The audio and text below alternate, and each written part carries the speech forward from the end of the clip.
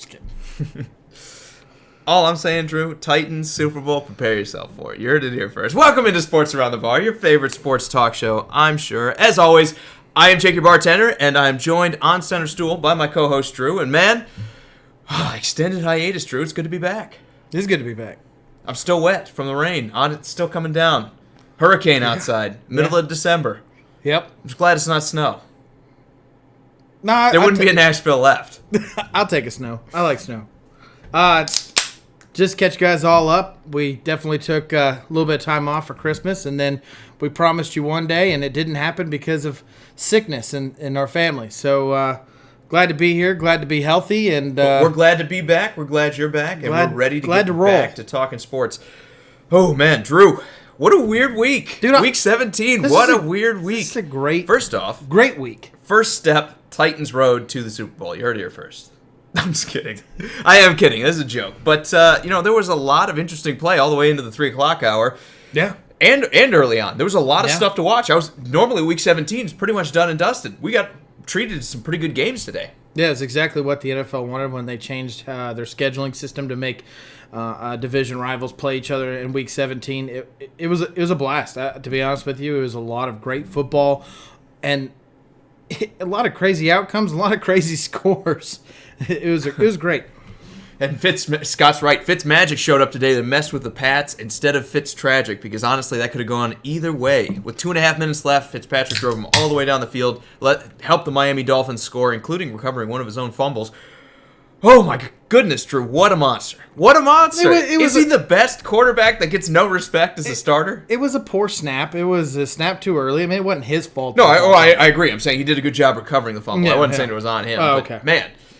That was an incredible play. That could have ended the drive if he just didn't have the effort. Instead, nobody sticks the screws to the Patriots like Ryan Fitzpatrick can, apparently, and he managed to keep the drive alive. Ron, good to see you, man, and Austin, good to see you as well. Big game for his Seahawks tonight. To be honest with you, man, if he had just a little bit more talent in Miami, this could have been a dangerous team. When I watched this game today, as much as I could because I was watching the Chiefs game, a lot of his receivers were just dropping the ball. Right through the hands. I mean, he put it in the right spot, the right hole, and they dropped it. I mean, he was even kind of picking on Stephon Gilmore a little bit, too. Oh, I know. Nobody does that. Nobody does it. And he did it. I agree. I mean, except for Devontae Parker. Do they have anyone in that receiving core? I know they're excited about Preston Smith, but... Albert Wilson. No, then. Okay. Right? I mean... You told me Are you going in there and saying, oh, we got Albert Wilson, we're fine? We're good. Okay. I just wanted to make sure we were on the same page there.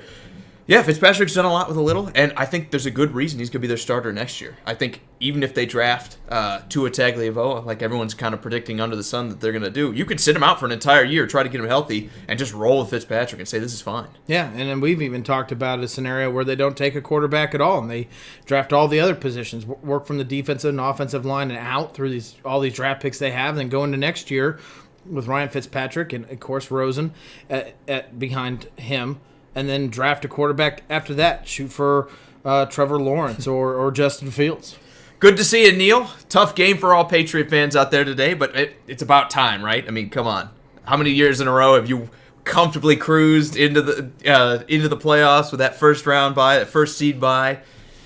Tough loss for him today, though. I got to admit, was anyone saying it was going to be Miami? I know we were kind of on the upset alert beforehand, but I didn't see a whole lot of experts out there saying this is Miami's game. Miami's going to win this. No, not really. I mean, it was definitely spoken about, but we didn't pick him, that's for sure. Neil says, Jake, when we meet in the first round, his condolences already. He's already saying sorry. Your condolences are accepted. I'm sorry that we had to put you away and you got unruly. But it's going to be an interesting game. Honestly, I think it's strength versus strength. Titans offense versus Patriots defense. And then the other side of the ball seems like a bunch of bums these days. So we'll see what happens. Maybe the Titans defense can pull it together and we get a win on the road in Foxborough. But, I think there's going to be a lot of experts next week picking the Patriots to move on to the Titans. It's going to be fun, though, Neil. I can't wait. Either result, I'm cool with. Scott says that Fitz will mentor Tua. No doubt. Yes. No doubt. And what a great guy to mentor him as well, because they kind of are Harvard similar. grad, smart guy. Well, they're kind of similar in skill set. Not the biggest arm.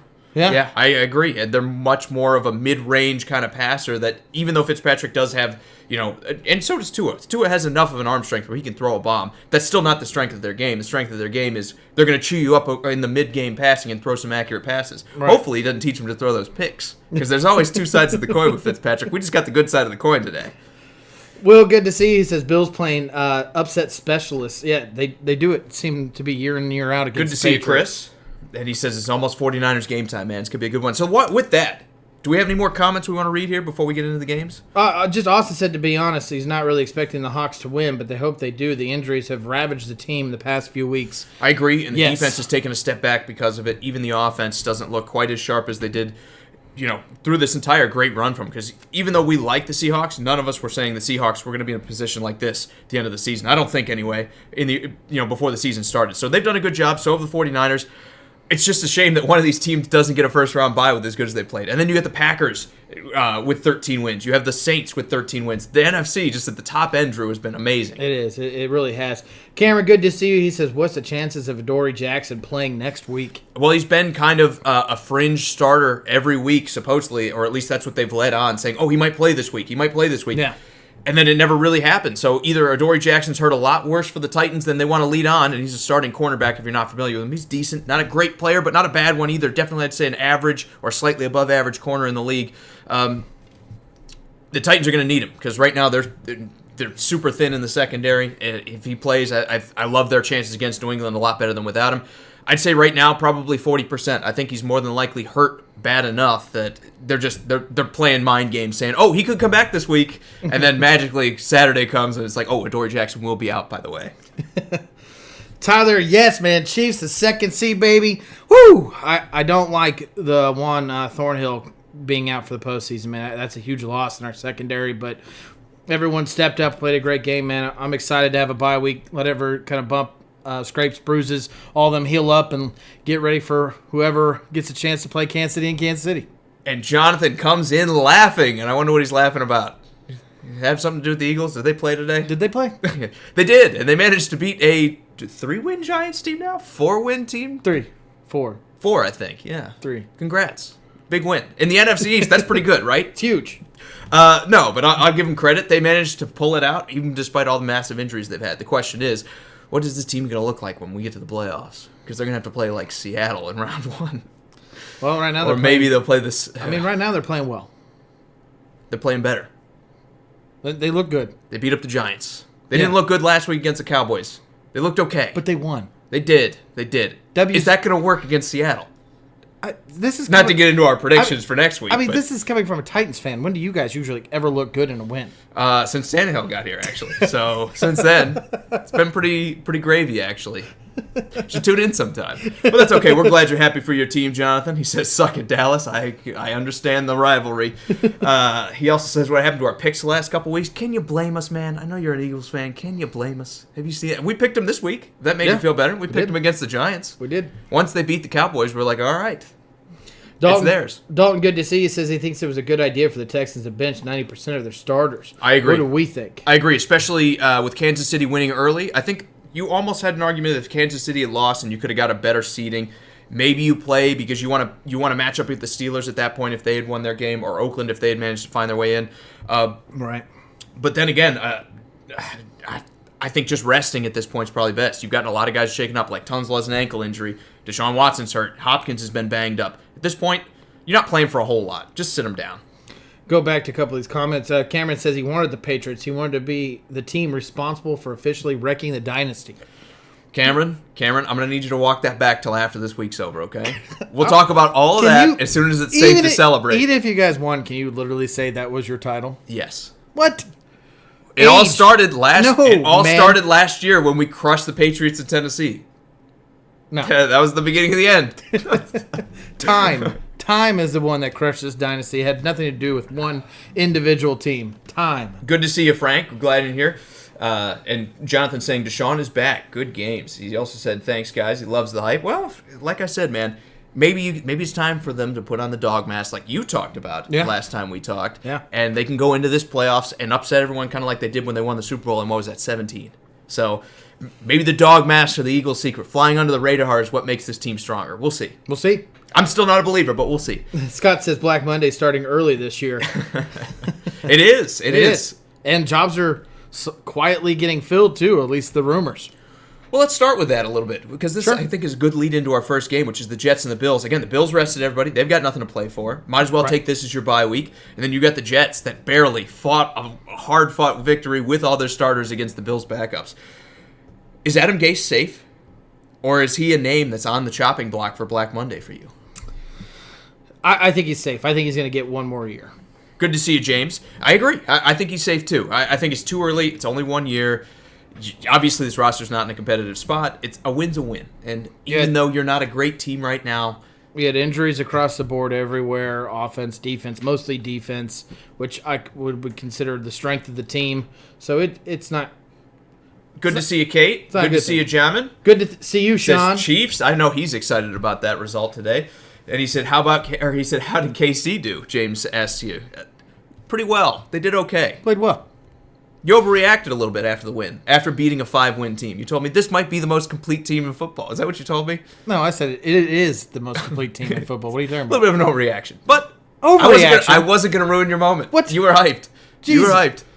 We don't rely just on one guy running the ball and hope to God he stays alive. No, we rely on one to run the ball and then like 12 guys to throw to. Isn't that what good offenses do? It's just we don't block. That's okay. Look, Jets, not great. Bills resting up. Not a lot to talk about in this game. I think both of these just need to, kind of keep paddling. I think the Jets need to rebuild. The Bills, hopefully they can step up and play a good game against the Texans next week. Hopefully they can kind of go on the road, even though this team has a great record, and upset a team that is equally as talented, I think, in the Texans are as they are. Yeah, no doubt. Big game for a young quarterback. Let's talk about the Browns and the Bengals. Chopping block, Drew. Chopping block, okay? Freddie Kitchens, after this game, has got to go. Can we just... They said he's safe. I know, and this is from the Haslams. And it seems like every decision Jimmy Haslam makes is after I say the opposite a day before. So when I'm like, he has to go, tomorrow he'll come out and be like, don't worry about it. Freddie Kitchens, starting coach next season. Is it the right move? Is it the right move? I'm asking you, is it the right move? Well, it's the move they're going to make. I'm almost bought in on that they're going to keep Freddie Kitchens. I'm still a part of the whole Find thing. the rumors, You don't get rid of head coaches after year one. I think there's too much. First of all, it's way too competitive in the NFL to consider 1 year enough to change a team that was completely failing into a competitive team. I know Brown's got a lot of hype around him, and I still blame a lot of the blame on Freddie Kitchens, but I don't think it's right to get rid of him because you got to give him another draft.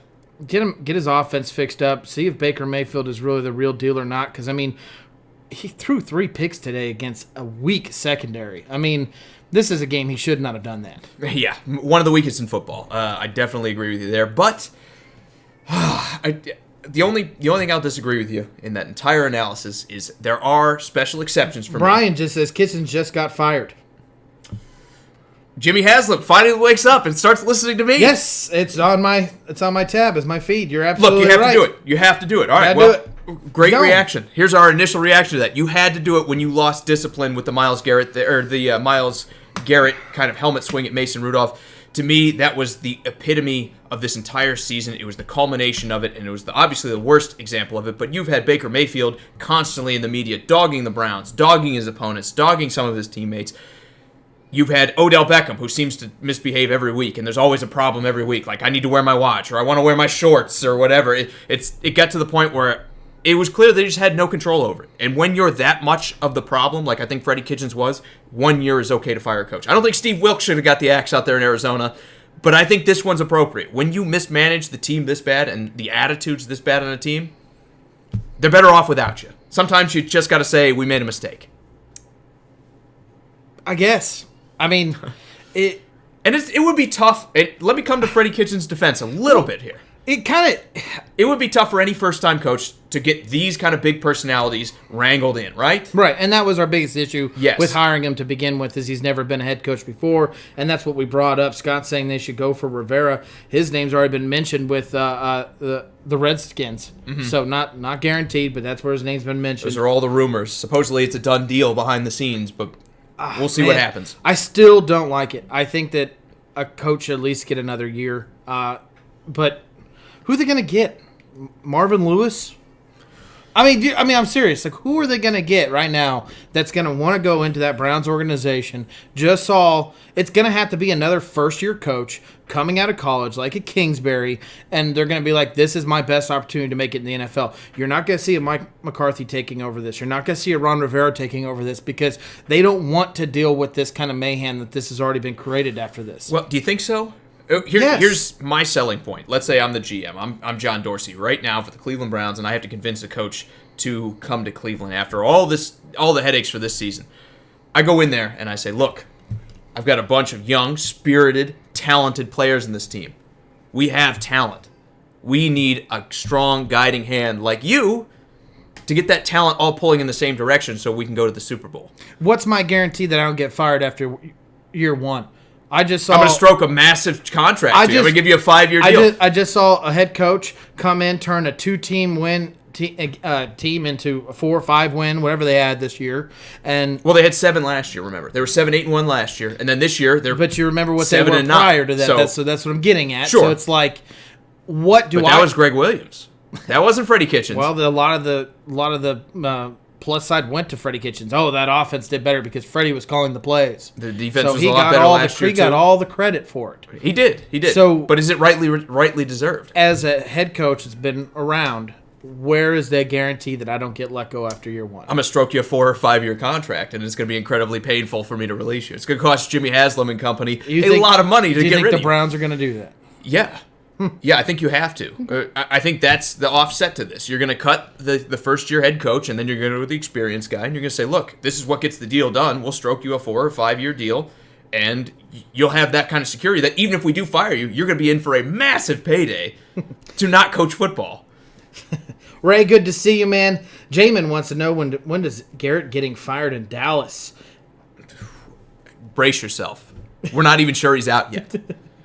Brian says, do you all think the NFL should go the way the NBA with their playoff format? If you're talking about 8 teams, no, I don't think they should expand it. I like the idea of it being a exclusive club, and besides, you usually watch the first round of the NBA playoffs, and the top tier teams just crush the teams that aren't ready. Like right now, you'd be talking about like Oakland going up against the Raiders. Is that going to be entertaining football? Oakland going against the Raiders? Or Oakland going against the Ravens, I mean. Sorry. Okay. It's okay. They're close, right? Yeah. Man, Oakland is their own worst enemy, so that makes sense. He also goes off and says no team should have 500 record to be in the playoffs. I do agree with that in a stint, man. Like, unless he's saying ignore the conferences, go with the best teams. If that's what you're saying, it's nice to know going into this, I just have to win my division. It makes those divisional games so much more important. So even though you get teams like Seattle or like Dallas and the Eagles right now that aren't the best record-wise, it still adds a lot of drama to it, and it still sets the precedent of I need to take care of business in my division against these rivals who hate me, and it makes for some of the best football. I kind of like the way it is. Yeah. I agree with you that it's not always fair to see a 500 team make it. Then, I remember I was thinking 10-win Patriots that didn't go. And I remember the Bears at 10 wins, and then they fired Lovie Smith. It's unfair in that sense, but that's what makes the division so much better. It's like, hey, your division's tough, win it. Not everyone has a weak division like the Patriots do. And Neil says Jim Harbaugh for the Browns. That's a shot at you, Neil. Neil says Jim Harbaugh to the Browns. The only thing I don't necessarily like that is he runs more of like an RPO style offense where you want to run the ball more with your quarterback. If you had Lamar Jackson, like if we fired John Harbaugh today, I think Jim Harbaugh would be the perfect replacement there because you've got that type of quarterback that can run an RPO and throw the ball. I just don't know that Baker fits that. The question is, can Jim Harbaugh kind of adjust his scheme to fit Baker Mayfield? It's not my first choice. I wouldn't hate it because you're getting the experienced coach who's been around the block, but then again, the other kind of side of things with Jim Harbaugh was that him and that front office lost a lot of their players. They had a lot of guys retire early because they were unhappy with either their treatment from the 49ers organization or they just didn't believe in Jim Harbaugh, and that's why he got exiled. And he's already said he's not leaving Michigan. And why would he? Because maybe the coffin's getting nailed shut and you might only have one more chance. That's why you might leave. I think he's going to stay there for at least another year. I do too. I think that will happen. And again, I just don't think the Baker Mayfield fit for Jim Harbaugh is the perfect one. So I think I would look for a little bit more of a prototypical passer, or maybe a spread offense kind of guy. Like if you, I know I'm picking like Andy Reid out of a hat and he's not going anywhere. But if you can get an Andy Reid type of guy that can run more of a dynamic offense with Baker Mayfield or more of a spread principle offense, I think that would be a better fit than what we've seen out of Jim Harbaugh so far in his career. Julio, good to see you, wants to know how likely it is to see a Ravens and Niners Super Bowl rematch. Well, if the Niners win tonight, they're the first seed, right? And typically the first seeds make it to the Super Bowl more often than not. Yeah. Usually. So I'd say it's very likely. Yeah. I think they have the toughest. I think the Niners have the toughest road. But I also think the NFC is such a crapshoot right now. Like that's what I'm saying. There are so many great teams there. Yeah, they have the toughest road. Yeah, for sure.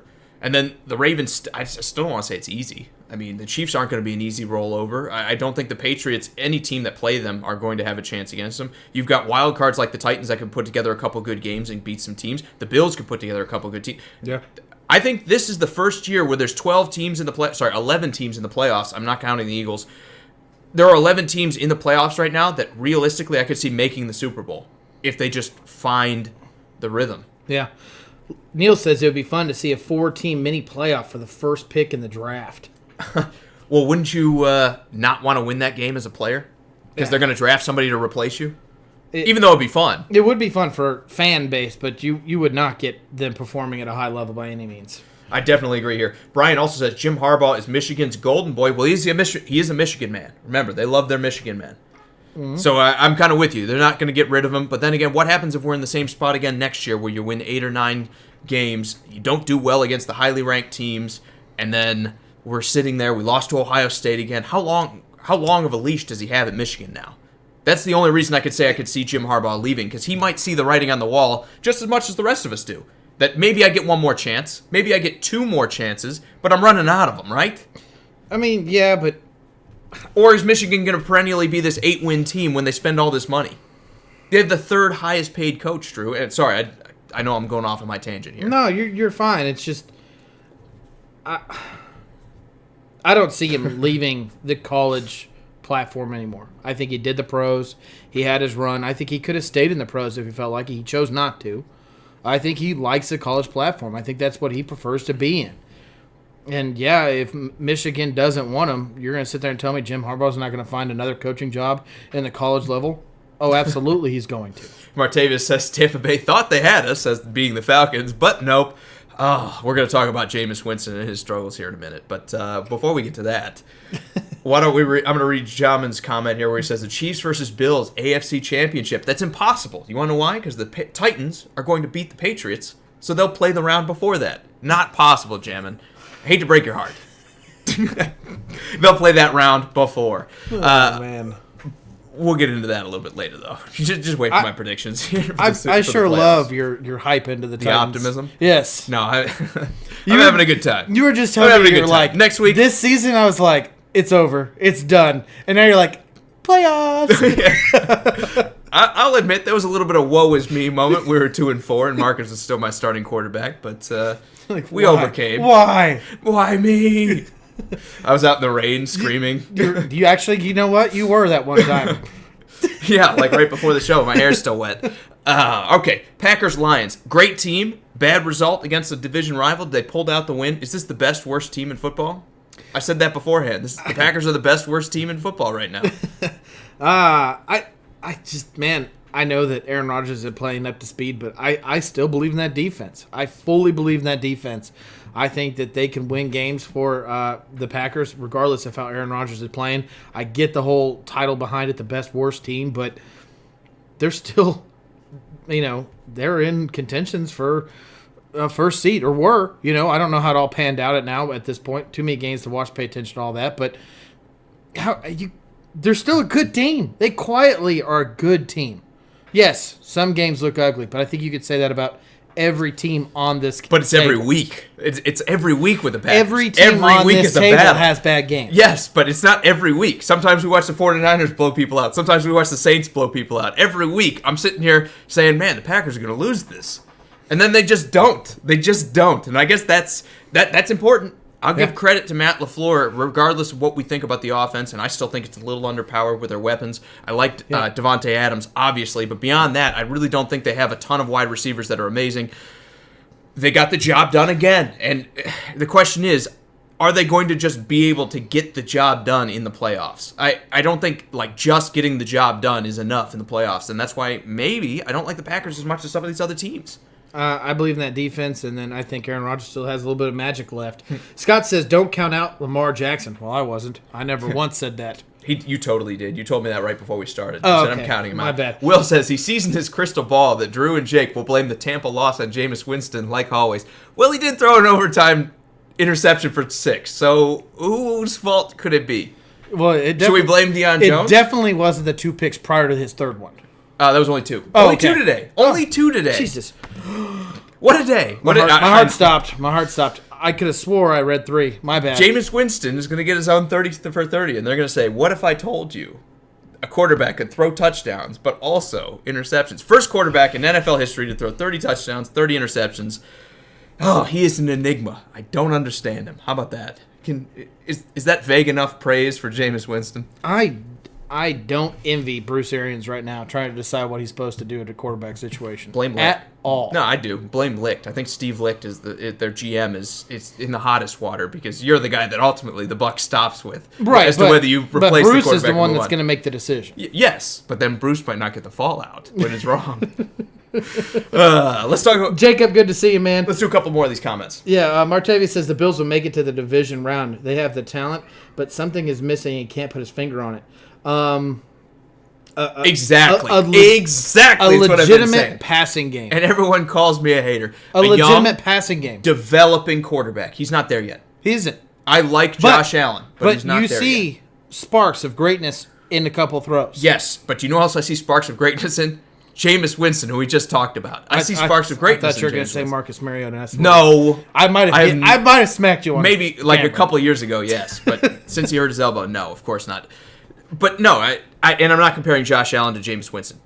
Different, apples to oranges. But I will say this about Josh Allen. He's a young quarterback, and it's very difficult for them to succeed in the playoffs without having lost a couple times. I really don't love them in the first round of the playoffs, having to go on the road with a quarterback that's 20 years old or 21 or whatever, because he's as young as he is, having to play in a place like Houston that's rested their guys just like Buffalo has.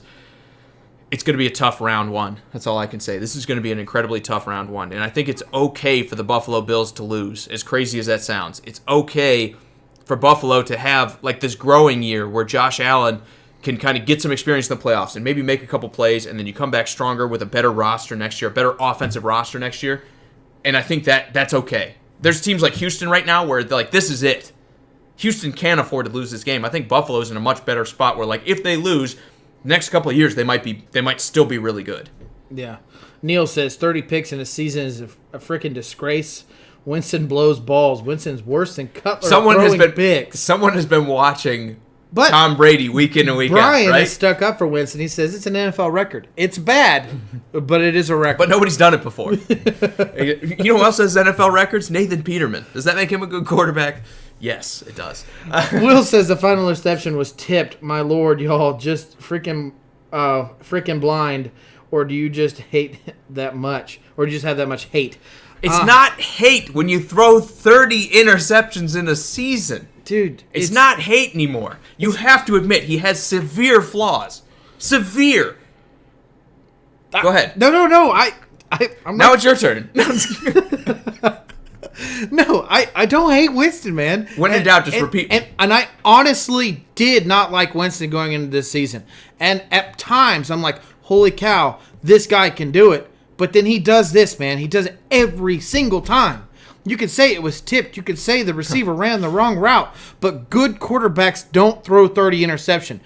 Good quarterbacks don't throw interceptions when the game is on the line. And he does it over and over and over again. It's not the 30 mark that I'm talking about. I'm talking about when it's crucial times, ready to win the game. Winston has the ball in his hand. More than 50% of the time, he is turning the ball over, man. There is an issue there. Justin says, go, Pack, go. I'll say props to them for pulling out an ugly win, even though it's a win. Again, I've got my doubts and my worries, but the first or a second seed in the playoffs would be great for Green Bay here if they get the right result. As for Detroit, good for them. Hanging around. I know they lost the game, and we've said this almost every week. They've led in almost every game this season, or maybe every one. I think there was one that they didn't. This has been an incredible season for a team that has, like, 4 wins. Yeah. So, Detroit, even though they're not there yet, just wait another year or two if they build up. There's a reason they're keeping Matt Patricia. There's a reason I didn't ask you if they should keep Matt Patricia, because I think we both agree it's pretty obvious that they're doing some of the right things. They are. And they were just banged up like all kind of crazy. Chargers, Chiefs. Or comments, whichever you prefer. No, I can go into this. I mean, Will says that Favre threw 29 interceptions in a single season. He must suck. At times, yeah. But then Favre would throw three more touchdowns at the end of the game, and they would get the win, whereas Jameis throws that interception at the end of the game, and then they lose. Do you see the problem here? And I don't even love the Brett Favre comparison, because even though Brett Favre threw the interceptions, he would go through streaks where he was invincible. Whereas Jameis Winston, it's like he'll have a couple good plays and he'll have like a good drive, and then just something will happen. Like when you get into the clutch, it's almost because the pressure dials up. Brett Favre, it seemed like the pressure didn't matter. He would just go through good and bad spells, and you would just get the good spells when you needed him to win the game. You don't get that with Jameis. Yeah. A couple more comments about Jameis Winston. Scott says, Winston is a perfect example of a stat stuffer. But he can't win. He'd have more problem than an answer. Absolutely. Martavius says he'd be surprised as Arians decides to bring Winston back. If he does, Arians will have his work cut out for him. The only problem with that, again, they've won so many games. You're not going to get a top draft pick here. Maybe Justin Herbert falls to you. Maybe Jake Fromm falls to you. But outside of that, maybe you like Jacob Eason and you're going to take him in the draft. Or Jalen Hurts maybe, even though I think that's a trap. I just don't think anyone is going to, or Tampa Bay is going to have anybody out there that's a significantly better player than Jameis Winston that's worth the risk of jettisoning him and not having a quarterback and having to go into that free agency scrum and see if you can convince someone to go to Tampa Bay where, the NFL seems to have forgotten about Tampa. I mean, let's be honest, this isn't a sexy market. It's not a group that you just have to go play for. I think they're going to re-sign him because the devil you know is better than the devil you don't. It's true. Let's get to that Chiefs game. Unless Absolutely. You got something else. And I'm with Justin. He said he would rather win ugly than lose any day. And he said, by the way, look at the Titans from where they began. The Titans won ugly today at the end of the season, too, against some backups. So I'm with you on that. Let's talk about the Chiefs. The most complete team in the NFL, Let's talk about apparently. my comment. So you had special team score. You had defense doing stops at the red zone and through drives that were important. Yeah, they gave up 21 points, but this team right now, yes, is one of the most complete teams. And I get Patrick Mahomes is not playing at a top level right now, but you're going to tell me that all of his magic's gone? He's not going to be able to do it again? No. There's no reason for him to throw the ball 40, 50 times and throw for 400 yards and 4 touchdowns because the defense is playing up to par. I mean, right now, all the way, offense, the run game, special teams, return touchdowns, defense, holding teams to fewer points than any other team in the league, and turning the ball over in the last 5 games, 6 games now. Yes, the most complete team right now in the NFL. No, they're not. They beat a 5-win team. It's okay that you don't think that. They didn't kill them. It's okay that you don't think that. Remember, this is still my sleeper team in the AFC. I know. It's okay. So this is some tough love, Drew. Okay? No, it's you gotta, okay. I'm just No. You're out in the stars. No. I got to bring you back down to earth a little bit. Nope. I got to bring you back down to earth. Leave me up there because that's where we belong. In outer space where no one can see or hear you. Yeah, I agree. But seriously, though. Look, the Chiefs, they're not doing anything particularly special. They've made some good plays in all those aspects, like you talked about. Like they had a good day rushing the ball today against a bad rushing defense. They did a good job frustrating a bad offensive line. They did a good job frustrating a quarterback in Phillip Rivers who might not be the same guy. Or you can blame the offensive line, whatever. They've done it 6 weeks in a row, but I agree with you. And what, they played Oakland twice in that stretch. They played. It hasn't been sexy. You can't control. But I'm saying. But here's my point. That's not going to be the same to talk competition about going into Kansas City's schedule. Going into it, they were one of the top 5 toughest schedules going into this year. But then it turned out to not be that way because there's so much turnover in the NFL. And that's okay. We're getting into ESPN stats that don't matter. What I want to talk about here, though, is even though we haven't seen the offense be as sharp, yes, you're right, the defense has stepped up a little bit. I think you're going overboard saying this is the most complete team in football, by far. Because I've watched the Saints play, and they look pretty complete. I've seen the 49ers play. And they look relatively complete most weeks, even though they've laid an egg once or twice. Yeah. Chiefs are playing well, and they're still my sleeper for the AFC. But most complete team right now. You might be smoking the peace pipe. No. A little bit. No. And I'm asking you to share. No. Because whatever you're smoking, I want some of that. No, Okay. I'm gonna. Good to see you, Sean. I'm gonna stick with it, Okay. and I'm gonna say that, and I'm gonna keep saying it, and move forward. And unfortunately, I have to be here to listen. All right, but let's move forward. We'll If you're take our ready. bye week, and we'll play whoever comes out. Yeah, you'll take your bye week courtesy of Ryan Fitzpatrick, the GOAT.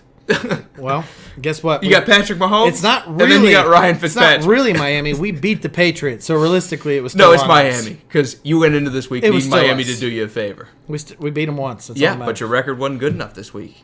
This was Thank all God on Ryan I'm not the Fitzpatrick. 6th seed. Hey, Ryan Fitzpatrick, I wish he would have bailed my team out, but he couldn't do He it. did. You don't have to play the Chiefs. You got to play the Patriots. Yeah, I know, because that would have been an easy win in round one. Now we actually have to sweat it out with the refs. Okay. Dolphins, let's talk about that game. Let's talk about, actually, we're jumping one. Let's talk about whoever that is in between Ian, good them. to see you, man. I don't even know who that is. I can't tell who those cans are from behind. Is that the Bears and the Vikings? Yeah. Let's talk about them just for a minute. Vikings rested everybody. Bears struggled to beat them. But they did. Matt Nagy. We called it. Yes, we did. Matt Nagy on the Not hot seat. Not on air, but we called it in person talking on the phone. Is Matt Nagy on the hot seat? No. Ian, thank you, man. He says, congratulations to both of us. Good luck to us in the playoffs. Tough for the Steelers. He says you won't be able to hear us, but that's okay, man. Good to see you. So just the Bears, disappointing. I'm glad they won. Or not that disappointing Hold today, on. but Neil I'm says used to Drew saying is that. a homer. Terrible. As you have a Patriots ring as your profile pic, you call me a homer. well, you are wearing a Chiefs hat and a Chiefs sweater, and you're telling me Guess who's that the number 2 seed? the Chiefs in the are AFC the playoffs. best and most complete team in football. You might be a bit of a homer, but that's okay. You're allowed to think with the heart sometimes. It's all right. We'll just keep going. The most complete team in the NFL right now is the Kansas City Chiefs. I will say this. Prove me wrong. Andy Reid, also very dangerous off the bye. This could be incredibly beneficial. Yeah. Yeah. And they don't have to play. They're not going to have to play the Patriots after the Titans beat them in round one, so that's clutch. Chiefs of the Super Bowl. You heard it here first. All right. Well, you had them 14-2 too. So, okay. Bears Vikings. Let's talk about this real quick. This game. Dude, I was dyslexic. Let me just round I it. meant 12-4. Okay. What? Exactly. Let me just round it out here really quick. Vikings sad, everybody. Not a whole lot to worry about. Matt Nagy, even though they got a win, is there any chance they replace Trubisky in the offseason? No. Is there any chance they replace Matt Nagy? No. All right, let's move on. Bears, see you next season. Yeah. How about that? I think it is. They might draft a quarterback late in the draft, and that's about it. But Nagy will stay. Trubisky will stay. I think they're going to give him one more year. I mean, I can't sit there and blame everything on them. Even the defense didn't really play up to par. And Damian saying Nagy, if he has another losing season, he is done. So give him one more is the moral of the story, right? Give him one more. It's not like give him one more. I think he's going to get one more. To be honest, if it was me, I'd probably. Does he move. deserve one more? I think yes. I still think yes. I know this year was a struggle. But we just talked about you don't fire a first-year coach. You don't fire a second-year coach that took you to the playoffs in year one Right. because No. you won 7 or 8 games. Nagy, I mean, Nagy has issues, but Yeah. Trubisky has shown no aggression positive, in my opinion. He's kind of plateaued. Sure. And I will go back to what they did to even drafting him, moving up one spot, giving up assets. In my opinion, you kind of you're rowing the boat that you built, and I don't even like that to begin with. I think that was the wrong move. So Neil says that Nagy has to give up play calling. He is terrible. Here's the danger in that. The reason you brought this guy in is because he's an offensive mind and a guru. He's a play caller. That's why you brought him in. This is the only reason this guy is your head coach. He's not a tone setter. He's not a strategist. He's not, one of those rah-rah guys, kind of like a Mike Vrabel that can kind of pump the team up. If you're not going to use Matt Nagy for his play calling, why did you bring him in the first place? That's why he's here. I mean, that's why he's there. Yeah. Exactly. So 100%. I understand the frustrations from this year. I understand things didn't go the way you wanted them to, but you're going to have more draft picks because you're going to recover from the Khalil Mack trade some this year. You're going to have some money to spend in free agency, and Ryan Pace has been a very good GM to this point. You need to give him another year to retool this offense and try to get it into his image and work in the offense he wants it to work. I don't think taking the play calling away from him because he struggled in 1 year is the right move. You can't overreact a little bit. You got to say we brought him in because we thought he was a genius in Kansas City, and we want that to work for us still. If next year doesn't go right, sure. If you want to keep him around, then we'll take the play calling away. But for right now, that's the reason this guy is your coach. because of his offensive mind and the plays he's called. Yeah, and his coaching tree and coming from the Andy Reid tree and all that stuff. I mean, he should have been an offensive-minded guru, working with Andy Reid for a few years, actually quite a few years, and it's just not panning out. But I right now, if I had to point a finger at somebody and blame someone, it would be Trubisky. That's my opinion. And I think Damien's going to disagree here. He says Matt Nagy is too stubborn. He's a stubborn-ass coach with too protective of Mitch Trubisky, and that's why Trubisky isn't the right QB. Well, Neil's agreeing with me. He says that offense have weapons. He's just trash. And Justin says they are who we thought they were. You didn't think they were this bad going into the season, right? Everyone, I mean, we fell for the trap. We said 12-4, I think, in the offseason. We thought the Bears were going to be really good. Well, we thought this defense was going to be good. And they weren't bad. They weren't bad. They weren't terrible. But they weren't last year's Bears. That's why, even though I am kind of putting everything on Trubisky, I don't want to blame him fully. This defense has not been anywhere near what it was last year. Yeah, and a lot of that sometimes is a result of the offense. When it's easy to quit. It's easy to say, man, even though we're good, I'm not going to give 115% this play because I know the offense isn't going to do anything, even if I take the ball away. Yeah. So I think the Chicago Bears just need to take a reset. Miami going against the Patriots. Well, we already talked about it. Fitzpatrick is the GOAT. Can we disagree there? Tom Brady, I know he's got 6 rings and all, but maybe one day he'll be as good of a quarterback as Ryan Fitzpatrick is. Oh, man. We did talk about it. All jokes aside. Just going back to it real quick, I think he deserves another year there, and I know that's not a point of like you're going to be your future, but I think he gives you a great opportunity to not have to spend a draft pick on a quarterback this year. I agree, and I also think it's the perfect scenario that if you love Tua Tagovailoa, you have as much time to rest him up from that hip injury as you want. If you love Justin Herbert, you don't have to rush him out of the field. But then again, he's also expendable. He's 36 or 37 now. He's been around. So if you get Justin Herbert and Justin Herbert's lighting the world on fire and you love this kid, that's okay. You can say thank you. But you don't have to rush, is my point. Exactly. And that's what you want out of a perfect bridge quarterback, right? Yeah. He can win you some games. Yeah. You can look okay with him out there. I mean, the dude's won 5 games with this Miami team. Remember what Josh Rosen looked like under Miami here? With zero talent. And maybe that's not fair to Josh Rosen, but dude. There's zero talent. Has anyone made more from nothing than Ryan Fitzpatrick has in this season when getting these 5 wins? No, he's he should get an award for this. Maybe Tannehill last year when he got 5 wins with the Dolphins while he was healthy. Same kind of idea. Well, this roster was There was bad. more talent back then. A little bit more. They had Kenny Stills. They had Kenny Stills and they had Jarvis Landry, didn't they? And No. He was in Cleveland already.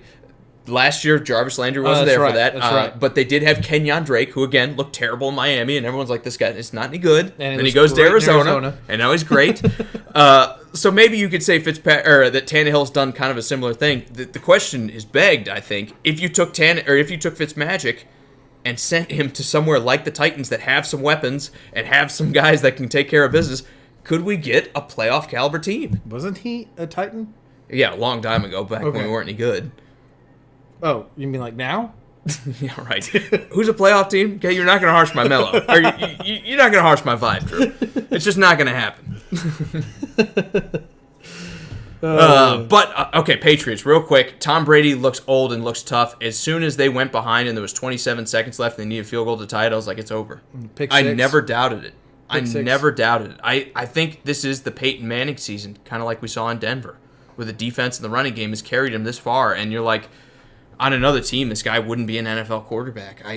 Maybe it's that time. Let's be all real about this, okay? I mean, he's 42. Hold on. Let's be all real about this Patriots team. If there's any team that has experience, it's this team on how to win playoffs.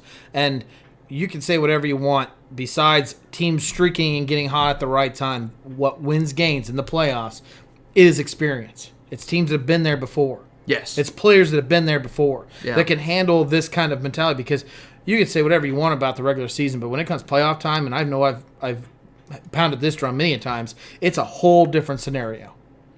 Refs are going to step back. You're going to have to play a little bit harder. Not in the first round. Oh, yes, they do. Not for the Patriots. They're not stepping back for them. It's going to rain yellow flags against the Titans. This is you just kind of like throwing a little bit out there. No, because I've seen it. A little bit out there, so when your Titans lose, you be like, I told you. Oh, no. This has nothing to do with that, because I've been there. Again, you remember last time when the Titans beat the Chiefs in the first round and then got to play the Patriots? I get the whole... Titans score first. That's okay. That's fine. Titans start driving again after they stop the Patriots. The refs are like, That's enough of that. Yellow flag bonanza. Oh, man. I'm telling you, Drew. You got to throw that all aside. I know it's there. I get it. Unless... And you know what's going to happen. Then... Well, that's okay. I mean, you just got to put that aside. You just got to know what's going to happen. You got to be good enough to overcome it. And yeah. The question is, what do the Patriots have left in the tank? My whole point of what I was saying is, this team is still a scary team in the playoffs. Regardless of how this outcome came, I don't want to face them again. I'm not going to lie, I don't. Thanks to the Zebras. I agree.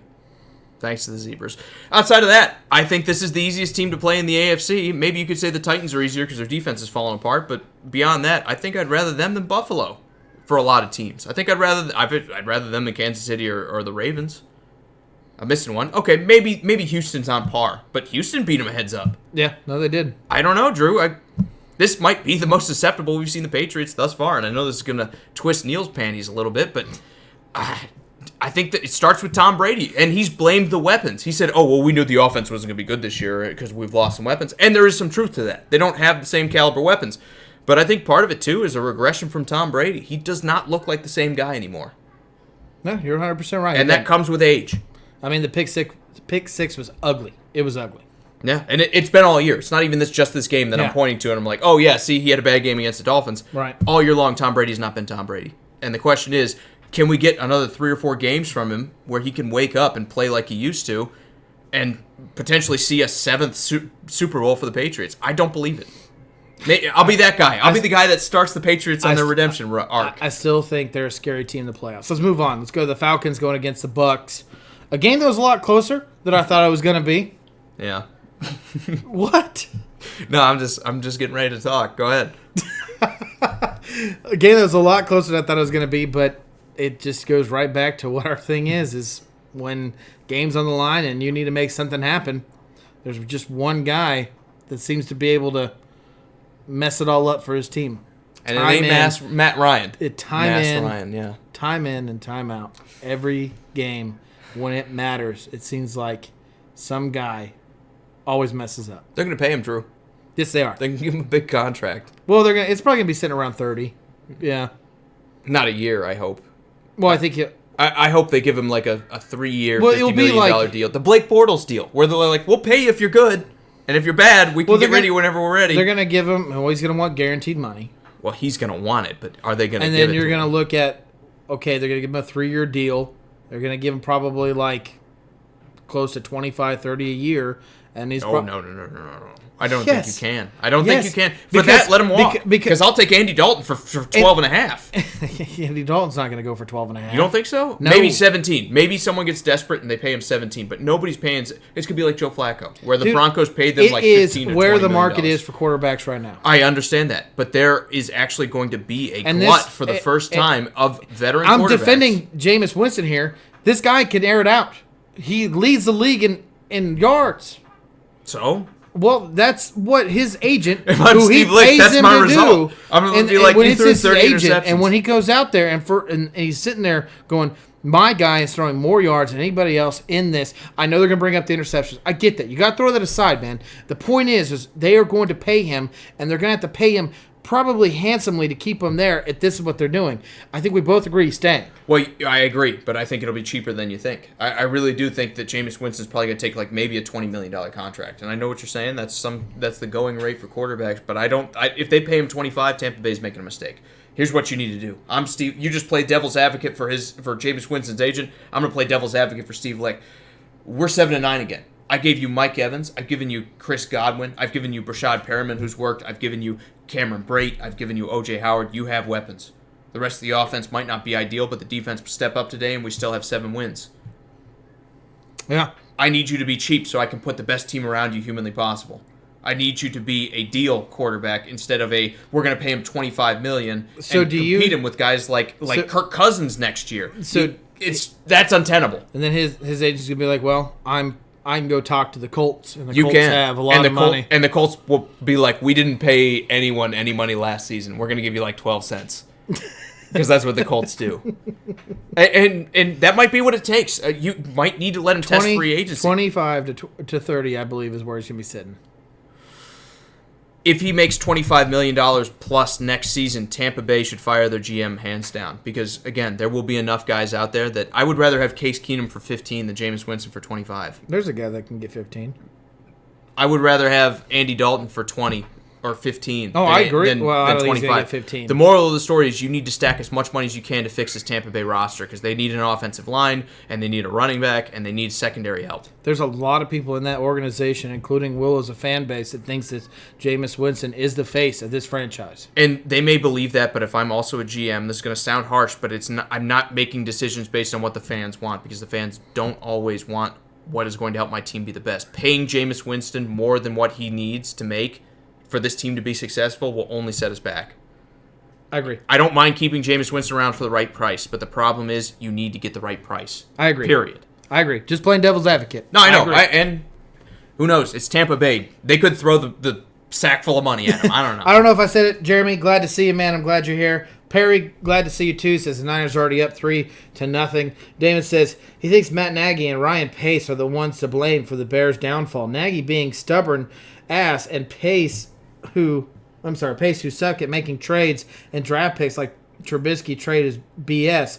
If they, sorry, I had to click. He says if they don't change their ways of fixing this team and finally get them a Super Bowl, they should both go. I think that might be a little bit of frustration talking because you knew what the expectations for the Bears were, and then they obviously didn't live it up today. Remember last year when all the Bears fans would tell me Ryan Pace is general manager of the year and might be the best executive in football, and it was between him and Chris Ballard. Yeah. And I still kind of believe that. Remember, he traded for Khalil Mack. I know you're not loving the Trubisky trade, what they gave up to get him to move up that spot, but they got him. And don't get me wrong, everyone's looking at it saying, I'd rather have Deshaun Watson or Patrick Mahomes instead of Mitch Trubisky right now. But hindsight's 20/20, and going into that, who lauded those guys better than Mitch Trubisky? Everyone pretty much agreed that Mitch Trubisky was the guy who had the most upside, even though I was the one like, this dude's barely played. Scott says Lynch is taking the field. I read it as John Lynch, but I know it's Marshawn Lynch. Yes. Yes. They're both out there. They're both out there. Suit up. John's like, you know what? I can One Lynch this. to stop the other. I understand the frustrations from a Bears fan, but if you fire Pace just because next year doesn't go well for you, I think you're making a mistake. Let's move on. I think it's reactionary. Let's move on. Let's talk about the Saints destroying the Panthers. Oh, is Will Grier not the guy? Well, he got hurt, but prior to getting hurt, he didn't terrible. look like the guy. But I don't want to sit there and say he's done. I worry he's going to get the Josh Rosen effect where he's like, it's been 2 games. You didn't impress me. You just did not impress me. And Panthers are a dumpster fire. We all know that. Ron Rivera was the glue that kept this team together. I said that over and over. Letting him go was premature. I get it. But, I mean, this isn't really a game. Unfortunately, the Panthers were just in the way of the Saints. Props to the Saints for coming out with a killer attitude. They wanted to capture or have the best chance possible to capture a first-round bye. Yep. And they killed him. They absolutely killed him. It was highway murder. Normally highway robbery, but we're changing the euphemism today, Drew. It was highway murder. They just came up and killed him. Let's go to the next game. Washington going on the road to face the Cowboys. Cowboys put up a complete game. Another one. Impressive. But you can't just bully the bad teams. You got to beat the good ones, and that's why they're going to not be going to the playoffs this year. Is Gallup a legitimate number 1 receiver? He had a big game. No. Okay. I like him with Amari Cooper there. Gotcha. But I think he's much improved. Does Jason Witten come back for another season? Also, no. I think we probably saw the last of what Jason Witten has left in the tank, and I think they're going to be looking for a little more dynamic tight ends. Yeah. Because that's what everyone's trying to find these days. Last question. Jason Garrett, does he stay or is he gone? I mean, I would have fired him, Drew. But I don't know what Jerry Jones is thinking, man. Does anyone? Do you at home? Let me know if you do. I think everyone and their mother is banging the drum to get rid of Jason Garrett, and I think they should too. But he does what Jerry Jones asks of him, and he's a nice guy. Move on to the next game. So I'll say it. It's not going to happen. He's going to be the coach next year. I figured that's what you were going to say. Yeah. I figured that's what you were leaning on. You didn't have to say it, but we appreciate that you said it. Let me spell it out for you. Next game, the Oakland Raiders go on the road to the Denver Broncos. Oh, man. Oakland. Tough game from them. They hung around, and I'll give them credit. They did a good job at the end of the game to hang in there. Were the Broncos just playing spoilers here, Drew? Was this just a game that the Broncos wanted almost as bad to ruin for the Raiders as the Raiders wanted to win it? Is that why this stayed as close? Because this should have been the game when you're talking about Drew Lock in there, that the Raiders should have shown everyone that this is why we were talking about us being a playoff team. I mean, and Scott wants to know who's the best Louisiana quarterback right now. It's Burrow. Have you watched the guy play? It's Burrow. I mean, do you really blame the Raiders? I mean, for going for the 2-point conversion. Season's over with, realistically. I mean, they could have probably won this game. They probably could have tied it and maybe made a run for it in overtime. But do you blame them for taking a 2-point conversion? By this point, the game is over, and you have somebody watching the game and letting the coaches know exactly where it is. As soon as they told them, hey, Titans won, by the way, we're not playing for anything, no, you just go for 2, and that's okay. If they were, you go for the overtime, right? And you play to win that game. You move into the playoffs, but I don't know, Drew. Maybe I would have liked to see a little bit more killer instinct out of the Raiders from early on. Like, hey, we have a chance to make the playoffs. Let's go put up 20 points on a team like the Broncos. Didn't happen today. I know you said Burrows. I still think it's Breeze. Breeze is the stud down there in Louisiana, and he's going to be. And to be honest, this top 100 players, you throw it in the trash. You didn't put Breeze on that list. What a joke. What a joke. Yeah, that was hilarious, actually. It's a joke. Most accurate quarterback in NFL history, and he's not on the list. He's going to break every record. Isn't that why we have quarterbacks? Because they're accurate? Isn't that the trait you respect among other traits? Throw that whole list away. It's so stupid. You missed one guy. He's trying to say Breeze. Sorry, right. Scott. My bad. I misread what Scott said before. And you missed one guy on that list. Anyways, throw it out the water. I don't care what any of these experts or ex-players tell you. You cannot miss Drew Brees being on the top 100. You can't. You can't do it. I agree. Scott, the best Louisiana quarterback is definitely Drew Brees because he's been in the NFL this long and had this kind of success. Regardless of how good any college quarterback does, until we see them translate to the pro game. Look at Ryan Leaf. Everyone was like, this dude's going to be a stud. Yeah. Didn't work out for him. So until he gets there, obviously it's Drew Brees. I mean, Burrow's been good, but come on. You got to go with the guy who's been there, done that. Anything else on the Broncos or Raiders? Props to the Broncos, I guess. Playing hard when it didn't matter. Drew Lock looks better than I thought he would. Yeah, good. Is that... Because I thought he was the weakest guy out of this draft class. Is he the future of the Broncos organization? I hate to say you have to give him a shot. Or how about this? Does the Raiders move on from Derek Carr? I think they're going to ride one more year with him. If he's released, which I think is a good possibility in my opinion, is he the number one free agent at quarterback? Yeah, I agree. Even if Jameis Winston's cut, even if everybody's cut, it's still Derek Carr. Because I think Derek Carr has done a lot with a little, and he's looked good at times with a good chunk of offense. Yeah, I agree. So I think if you build an offense around Derek Carr, you can get some good results. I agree. Do I necessarily think he's the best quarterback in the league? No, but I think he'd definitely be the best of that group, hands down. Let's move on to the next game where Cardinals put up a fight against the Rams, but obviously this game isn't, what matters. It's not winning. They're not winning anything. I don't really want to harp too much about the Rams. I think we all kind of saw the writing on the wall when they kind of struggled against some of these teams that they're going to have the Super Bowl hangover. I really want to talk more about the Cardinals. And, this year in the draft class is going to be very heavy on wide receivers, very heavy on corners. Too bad we just spent like 12 picks on wide receivers last year, but yeah. And these are the two things that they for sure need. Well, I disagree. I think it's offensive line and defensive line. I'm just saying it's things that they for sure need. They could use some. As crazy as it is, with all the picks they spent on wide receivers, they could probably use more. Well, they still need number one. Yeah. Andy Isabella's not a number one. Christian Kirk is not a number one. That I agree. Larry Fitzpatrick is Fitzgerald, but yeah. That's what I meant. It is a number one, but he's too old. I mean, he's done. You got to go out there and get a number one. I'm going to counterpunch, Drew. I'm going to say go get your tackle because there's going to be 3 really good ones this year, and I understand that you're like, I'm not saying it's number one pick. Yeah, I'm sorry, I don't mean to. So maybe like a second round pick. You go for, right? Absolutely. There's going to be 15 great wide receivers in this class. Yes, 14, 16. There's going to be amazing. Wide receivers. Even some of the smaller colleges are putting out big wide receivers. Colorado, Laviska Shenault. Yeah, look out for him. If your team drafts him, you may not have heard of him. Dude's going to be a stud. Yep. Jeremy says that Joe Burrow is good, but he played Oklahoma last night, which has no defense. He should have dropped at least 10 touchdowns on the Sooners. He could have. He had 7 by halftime, and then they sat him. They benched him. He could have. Honestly, if they're like, keep getting him, Joe. I wanted to see him break the record. They should have let him break the LSU single touchdown in a game record of 7. I mean, he did it in the first half. He tied it in the first half. They should have let him throw one more. Crazy that you're playing a playoff game and you're like, okay, let's just put him out there and get another record. John wants to know, will Larry Fitzgerald retire? Is this the year? I think he'll have the spot if he wants to come back. I think the Cardinals still want that leadership because Andy Isabella and, like you pointed out, it will be a second-year player next year. Christian Kirk will be a third. You're going to have a lot of youth still at that wide receiver position. Why not bring Fitzgerald back for one more? You can find a fourth or a fifth spot for him. I think the will for him to play is still strong, John, so... And wouldn't you want to give Kyler Murray every weapon you can? I think Arizona's going to try to keep him there. Yeah. I don't think he plays anywhere else. He's already said that. No. That's not what I'm saying. It's just I know. In a uniform. He's going to keep him there in a uniform. Yeah. I think his will to play is still strong, and Arizona wants him. So I'm agreeing with you 100%. Let's move on to the next game. Let's go to the Eagles and the Giants. They got it done, Drew. They did. Big blowout against a weak defense, but the Eagles got the job done. I can't wait to see what this team looks like in the playoffs because they are going to have the hardest road out of anybody.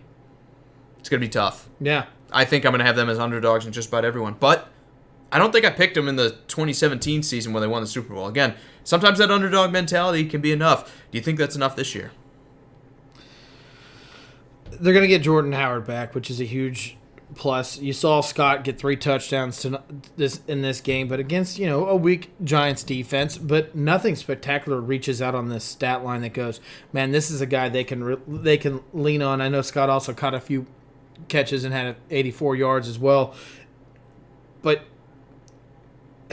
you need wide receiver weapons, and I know everyone's saying Ward, and I think there's a reason they didn't play Ward up to this point in the season. Yeah, and I like Arcega-Whiteside, but we'd like to see more out of him. I know he's a rookie. And if I remember, Ward's a quarterback from Houston, right? Yeah. Is that what he was? Yeah. And we all know how that pans out. Yeah, usually it works better to switch from receiver to quarterback. But Ryan Tannehill? Yeah, good win by the Eagles. That's all I can say. They took care of business against a weak team in division, but they needed this one. If they lost, and the Cowboys obviously won today against the Redskins, who also had a weak opponent, they would be out of the playoffs. So They took care of business. But, man, they got some questions going forward. As for the Giants, the only takeaway I have here is Daniel Jones, 17 points. He had a couple nice throws, like the Golden Tate catch was nice. He kept it close early. This team is just kind of like some of these other bad teams where they gotta flesh out the roster before we really know if Daniel Jones is going to be like a Super Bowl winning guy or there's time to move on and find somebody else. Another team that should be looking at a wide receiver. What I've seen. Another team that should be looking at a wide receiver, probably another alternate or a starter at the offensive line. After that, and then 300 defenders. And after that, every other pick should be on their defense. Yes. Absolutely. Colts playing Jacksonville today. Man, Jacksonville woke up and killed them. What? It was 20-17 when I came over here, Drew. Some Minshew magic, buddy. Yeah, I missed it. Minshew had a good day today, towards the back half especially. It was close for a while, then Minshew turned on the Jets, and I really do think Indianapolis is probably dealing with some of that bummer syndrome where, they were all the way up into the race for most of the season, and then as soon as you're out, you're like, we're done. Meanwhile, Jacksonville's like, now I got to go play and impress whoever my next coach is going to be. Well, I mean, they haven't fired him yet. They said that those were all rumors, that none of those conversations happened prior. It could have changed today. I'm not going to lie. I'm not up to date on my Jacksonville Jaguars news. Is this some of the players going out and playing for Doug Marone's job? Next year, maybe. But then again, this seems like the same team that quits on him every year. It's rumored that they're getting rid of him. He's not gone yet. I've heard it too. They said they're going to dismiss him after this game, and he's going to be the first head to roll on Black Monday. Well, he's not so far. We haven't seen it like Freddie Kitchens. They couldn't wait to fire. They didn't even wait till Monday to fire Freddie Kitchens. They waited to today. They were like, "Yeah, we just lost to the Bengals. We're pretty embarrassed." Is this outing enough to save his job? No.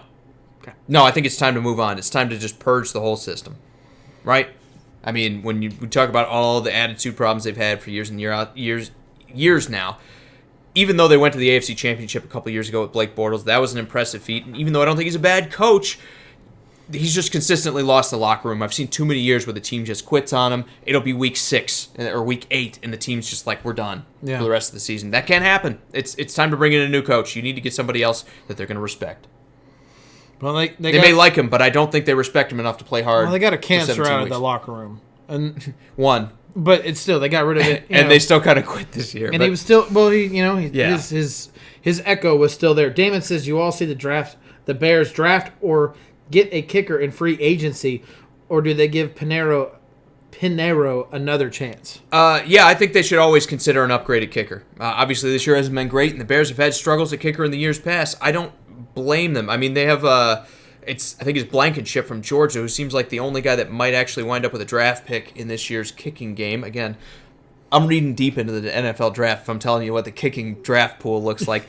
Outside of the Georgia kicker, I don't know that anyone's actually going to make it as an actual draft pick. It's all going to be walk-on free agents. At that point, you just bring them in for training camp and see if they're better than the leg you got. I mean, you have no idea what you can bring in. And maybe they spend a 6th or 7th round pick on Blankenship, but Butker I just don't see it. Butker was a walk-on in North Carolina Panthers. That's how most Carolina kickers Panthers. get there. I mean, outside of guys like Justin Tucker and end up being a stud. You just don't want to be like Tampa when they drafted the Florida State kid in the 2nd round, and then he wound up not being a starter and has been on like 12 teams at this point. You never missed a kick. It's like you might not 2nd round. Well, I know.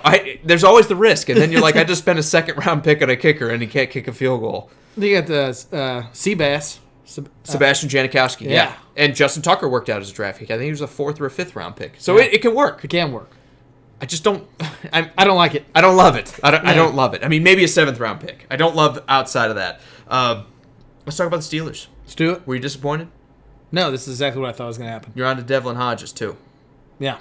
Single down, 3rd quarterback, playing the Ravens. Yeah, and even their backups. And I told you, even though we didn't have a show, that it's going to be a Gus Edwards show. Did I not? You did. You did, and it was. It wasn't that I doudted you. I thought this game would have been a little bit closer. I didn't think that you were doubting me. I just told you what it was going to be. Yeah, I think this team,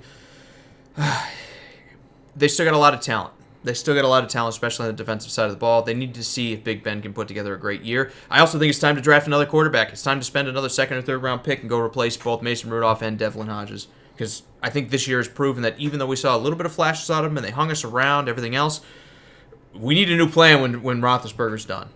And I think this is the year that you go out and you spend a couple of the mid-round picks, the 2nd, the 3rd, the 4th round pick on these guys, and hopefully you hit on one of them. And if you don't, then you spend the big pick when Big Ben actually retires. I'm not defending Hodges, but we do got to remember this is the Ravens' defense that he went against.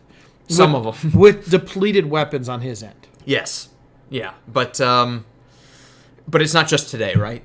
It's not just today. No, First off, it's Mason Rudolph winning the job over him multiple times. No. It's him coming up short in the weeks before. Even though he put together like halfway decent games once or twice, he's a backup quarterback, and you don't need just a backup quarterback when Big Ben is 38 or 39 years old. You need a guy that's going to be the next heir apparent. You need to spend another pick on a quarterback. Maybe you keep Hodges. Maybe you keep Rudolph. I think you let one of them go, or you trade him if you can, and then you keep whichever one you prefer. Then you draft another guy that's going to take that spot in the 2nd spot on the depth chart that hopefully can develop into a great quarterback. A Derek Carr-style guy. This is where you pick the 2nd round pick. This is the Jacob Eason pick in the 2nd round. This maybe even Jalen Hurts, even though I don't love that. And you see if you can develop Jalen Hurts. This is where you should be drafting these guys. And this is what I think Pittsburgh's going to need to do. Yeah. I got one more question for you. Another backup quarterback. Robert Griffin. I know it's the Steelers defense. I know they played him tough. Looked terrible. Yeah. Are the Ravens in a market for a backup quarterback next year? Potentially, but he also can run a similar style offense as your starter, and I think that's important. I think mobile quarterbacks that have that kind of dynamicism are hard to come by. RG3 has some of that, so it's kept him around. I think Marcus Mariota would be the best signing for them. Like if you bring in Mariota with his legs to play behind Lamar Jackson as a backup quarterback, that to me would be ideal. So they're in the market. Yeah. They're going to have to be. Yeah. Nothing against Lamar Jackson, but his style of play, they end up being injured. You got to have a significant number 2 sitting behind him. You know, we could all think it was RG3, but every time we've seen him, it's nothing impressive.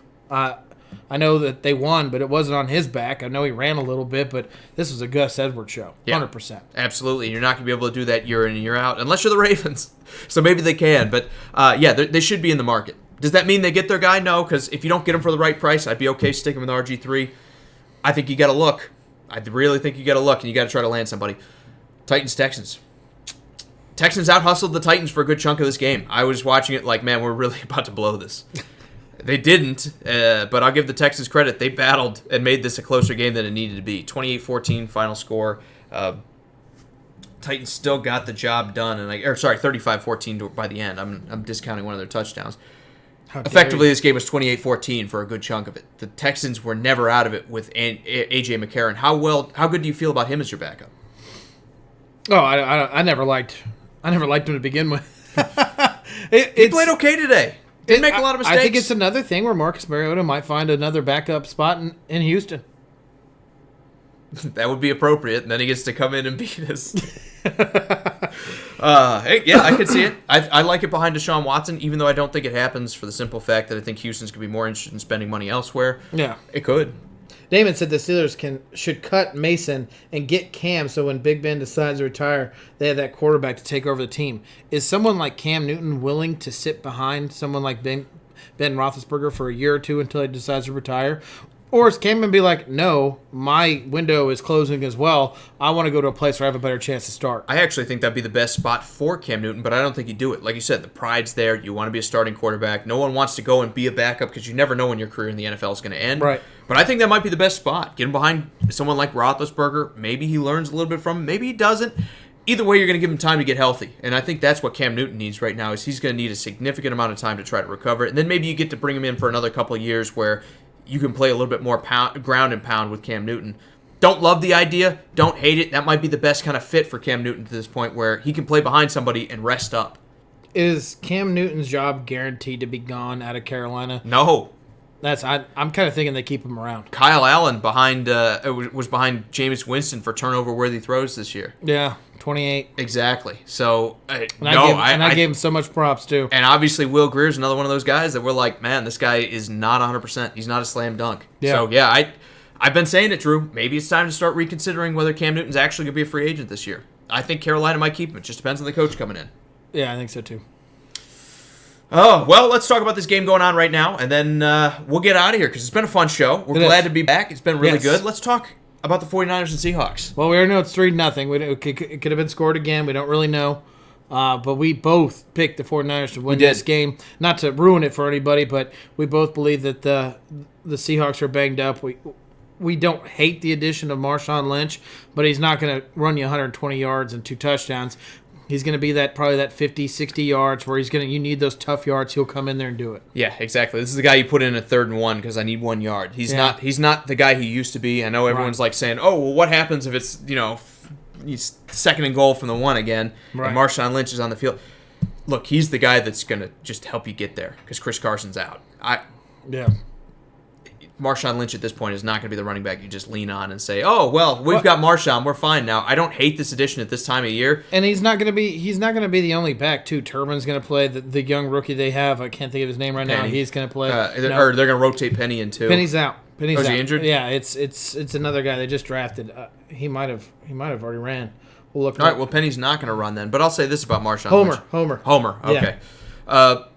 It's good to have the veteran presence. And it's good to bring a guy who's been there and done that into the locker room when you're going into the playoffs with let's face it, a new roster pretty much, or a very new cast of characters on the Seahawks team. But we don't think it's enough today. We think they're going to go in as the wild card, and we think they're going to have a first-round matchup next week because we think the 49ers are going to be able to get the job done on the road. Absolutely. David, good to see you. He says, do we think the Bears should look for a quarterback? We did talk about it quite a bit when we talked about the Bears and Vikings game, but we can get back into it for a quick second. Yeah, just to sum it up real quick, I don't think you ever need to not try to improve at a position, even a quarterback. Do I think they need to actively go out there and trade draft picks away to bring in a guy? No. But let's say you're drafting, and I know the Bears aren't. I'm pretty sure they don't have their first-round pick again this year. Let's say that a second-round quarterback like Jacob Eason falls into your lap. Maybe you draft him and see if you got somebody to compete with Trubisky. Yeah. Maybe there's a free agent out there like Andy Dalton that you think you want to put in there that can either mentor the kid or can compete for his job. I don't think upgrading in that position is a negative because obviously after what we've seen out of Trubisky, there need to be some questions. Yeah, Trubisky is definitely plateauing. He's not really increasing what we all thought he would be. And fortunately for the Bears, is there's a lot of quarterbacks out there, not only in the draft, but in through free agency as well. There's tons of guys you could bring in that you can sit behind Trubisky and hope, like you said, mentor, if not mentor, take over the starting role and move forward. Because let's not all blame everything on the offense. Like I said earlier, this defense was not anywhere near to par like it was last year. Yeah, exactly. They regressed as well. I think that's going to do it, Drew. You got any final thoughts before we do some special thanks? Just that the Kansas City Chiefs is the most complete team in the NFL right now. My final thoughts are you dodged a bullet by getting the first week off and not having to play the Titans, who are just going to dunk on you again, Drew. This time in Kansas City. Andy you. Reid's never beaten us twice. I wanted to play you so bad. Yeah, you say that, but you would be on suicide watch if the Titans beat them again. You would be inconsolable if the Titans beat them again. Hysterically laughing. You barely the whole show. You barely survived the regular season matchup, Drew. That game didn't even matter. I was tired. I've been drinking since 8 o'clock in the morning that day. You were ready to shoot somebody. Yeah. And the way that you Titan fans act like you won the Super Bowl when it's a preseason game. We did. And now we're both sitting in the playoffs. Let's talk about what you looked like 2 weeks before that, where I literally thought you were going to kill yourself out there. I wasn't going to kill myself. I was going to kill your neighbors. Okay? I saw the Chargers flag up there. I was like, this is some BS. But... Oh, man. But my final thoughts, both our teams are in the playoffs. Yes. I can't wait for the blow-up when we both wind up losing to the Patriots and they go on to their 28th Super Bowl. We might be able to play each other in the AFC Championship. Yes. Yeah, that's the first time these teams are going to see each other. I'm glad we both made it. Yeah. It's always more fun to listen to us hem and haw and bitch and whine and moan. For playoff football, when it's our teams, it just makes things more exciting. Too bad for the Raiders, too bad for the Steelers, because I think both those teams had a good run, especially when you look at the shape of the rosters. But that's showbiz, baby. Titans are in. No, that's poor sportsmanship. Guys, it was a great show. Even though we had a long week off, we appreciate all of you guys being here. It was fun. I do want to give a special thanks out to everyone that commented, and if I missed you, I'm so sorry. But real quickly, Scott, Ron, Austin, Neil, Will, Chris, Cameron, Tyler, Jonathan, Dalton, Frank, Sean, James, Kate, Jamin, Brian, Ray, Julio, Martavius, Jacob, Justin, Ian, Damian, Jeremy, Perry, John, David. You guys are all awesome. Thank you so much for joining us on this Sunday afternoon, night area time. Deep breath, Drew. That was a lot. It was a lot. It was awesome. That was absolutely awesome. We'll be back on Tuesday, same time, 7:45 Eastern, 6:45 Central, to talk about a bunch of stuff going on. We're going to do our awards on Tuesday, I think. We're going to give out our MVP, everything else. We're going to decide who we think are the best. Oh, wow. Are we doing and that? We're also going to go over... Are you making me do homework? What we hit and missed. No, you're just going to show up unprepared, and then I'm going to dunk on you. All right. We'll be back on Tuesday to talk about all that, as well as everything else going on in the world of sports and whatever you want to talk about, because that's your show. We hope you can join us. It's going to be a good time. For Sports Around the Bar, I'm Jake, your bartender. This is Drew. We hope to see you on Tuesday.